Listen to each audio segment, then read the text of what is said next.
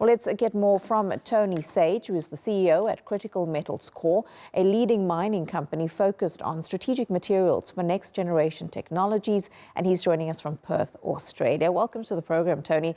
So with Kazakhstan's commercial processing delayed, though, until 2028, can Western tech supply chains survive if China slashes export quotas this year?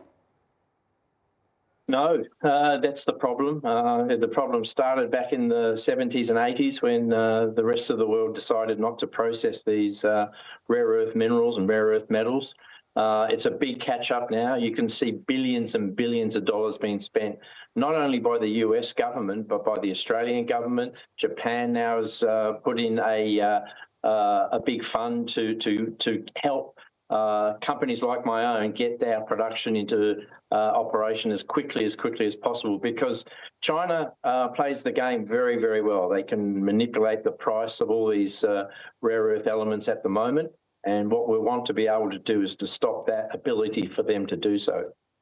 We see historic agreements like the $1.1 billion US-backed tungsten plant.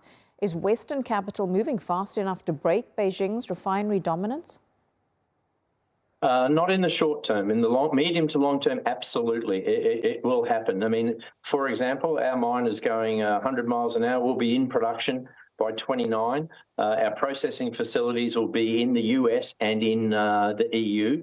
So we'll be able to supply NATO, we'll be able to supply the US Department of War as quickly as we can. But we've got those intervening years between now and 2029, 2030, when all of these other operations are up and running. So yes, the West is a very, very slow starter. They've realised it. It was actually realised under Trump in 2017 when he really first raised this issue. And nothing really happened until the beginning of his second term.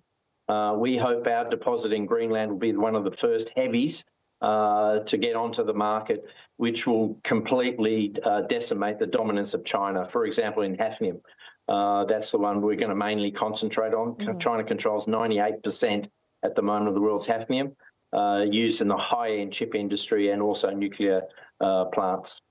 Tony, governments are treating elements like dysprosium as national security assets. Does this heavy state intervention actually risk distorting fair market pricing? Yes, it does. I mean, the US has put price controls on some of the companies so that they don't go broke. I mean, what China did with, I'll just pick one company, MP Materials, it's gone bankrupt twice because once they got into full production, Chinese just flood the market and prices went down. So yes, you're 100% correct. I am a free market person, but these price controls in the short term are very, very important. So companies like MP Materials, Linus, do not go broke because China then floods the market with some of these materials for the short-term benefit of themselves. Thank you so much for speaking to us, Tony Sage, the CEO of Critical Metals Corp. Much appreciated.